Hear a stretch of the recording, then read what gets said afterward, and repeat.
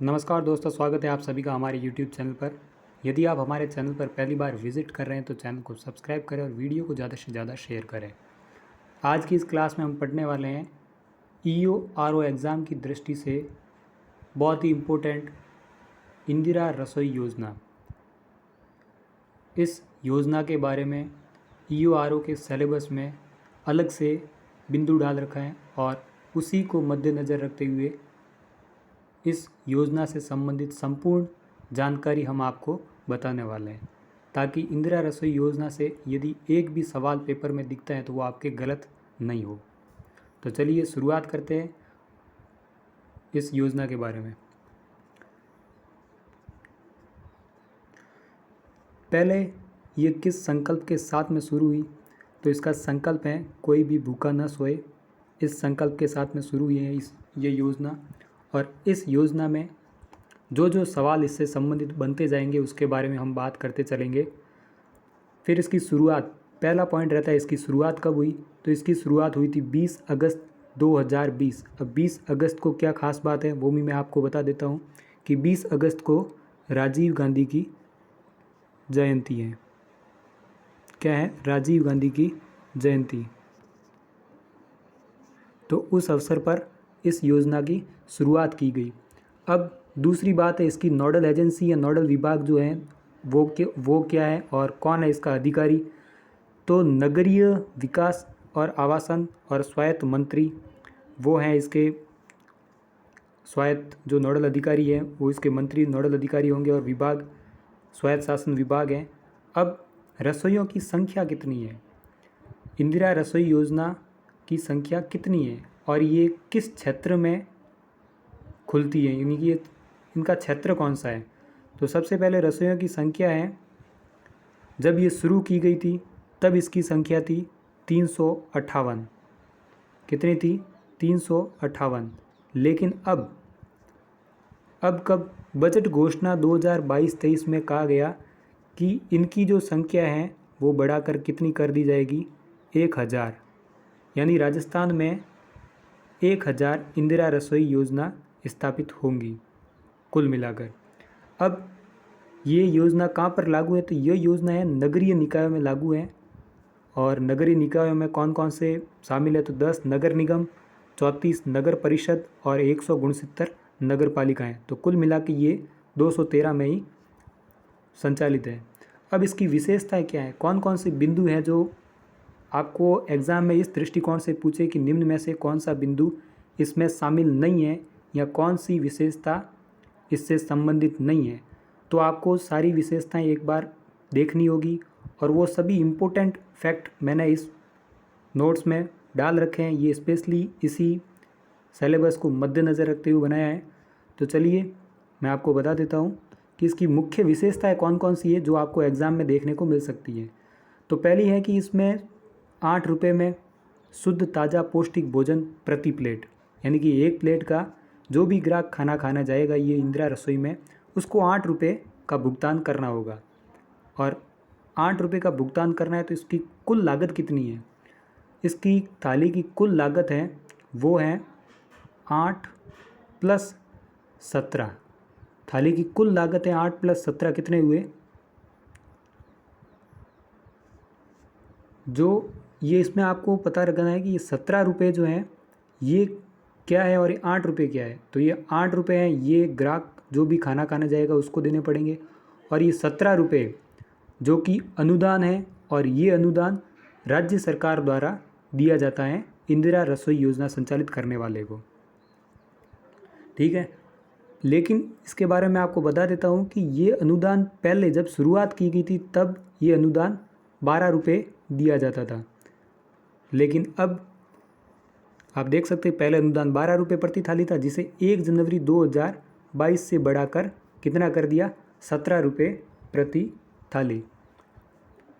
फिर जब इसकी योजना की शुरुआत की गई थी 20 अगस्त 2020 को, तो इसका बजट प्रतिवर्ष 100 करोड़ रुपए का प्रावधान था, और इसमें कुछ लक्ष्य निर्धारित किए गए थे। वो लक्ष्य क्या है?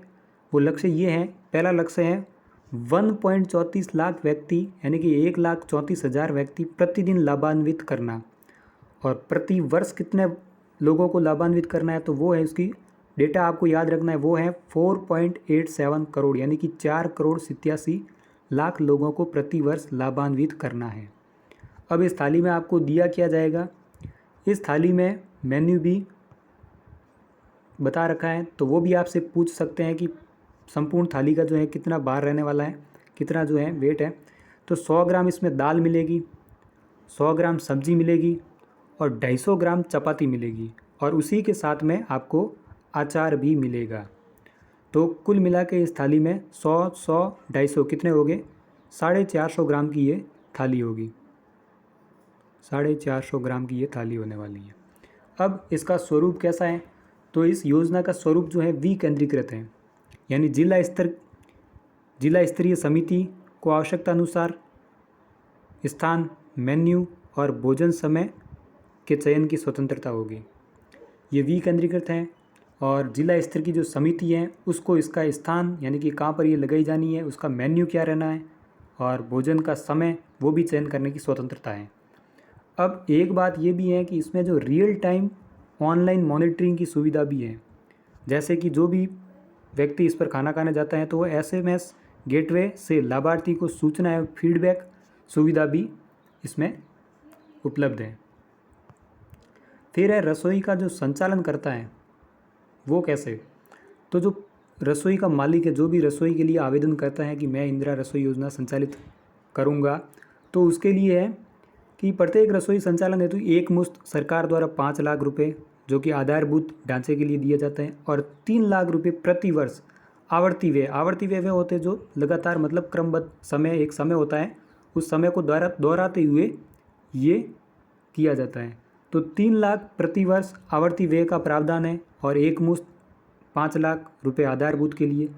अब राज्य और जिला स्तरीय समिति द्वारा निरीक्षण और गुणवत्ता की जांच भी की जाती है।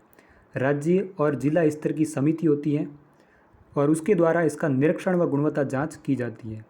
चलिए आगे बढ़ते हैं। ये और इसके लिए सरकार द्वारा भी योजना में समय बताया है, और वो समय क्या है कि सामान्यतः दोपहर का जो भोजन है उसका समय 8:30 बजे प्रातः से दोपहर के 1 बजे तक, और जो रात्रिकालीन भोजन है उसका समय है 5 बजे शाम के 5 बजे से लेकर 8 बजे तक।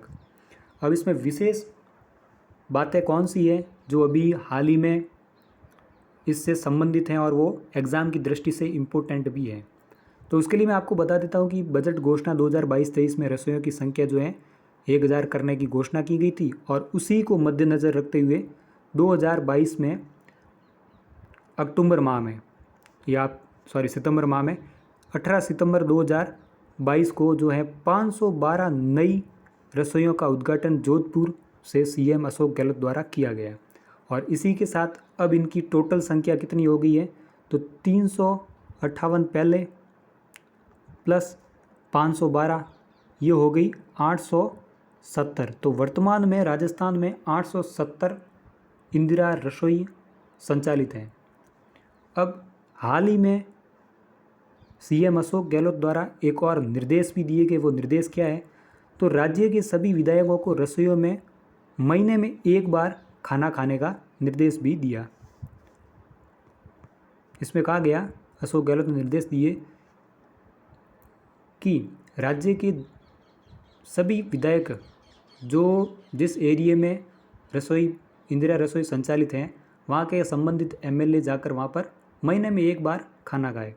इससे क्या होगा कि इससे भोजन की गुणवत्ता बनी रहेगी और गुणवत्ता में सुधार होगा, जिससे लोगों को अच्छा ताज़ा पौष्टिक भोजन प्राप्त हो सके। तो चलिए आज की ये योजना का एपिसोड यहीं पर समाप्त होता है, और EO-RO से संबंधित अन्य योजनाएं भी हम क्रमबद्ध रूप से अलग अलग क्लास में करने वाले हैं। तो हमसे जुड़ने के लिए हमारे चैनल को सब्सक्राइब करें और वीडियो को ज़्यादा से ज़्यादा शेयर करें। धन्यवाद।